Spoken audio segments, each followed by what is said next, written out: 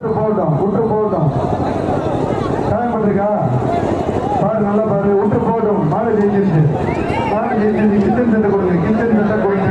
அடுத்த மாடு போற மாடு விரோதிக்காடு மாடு போயிடுச்சு. அதுக்கு கிச்சன் சென்டர்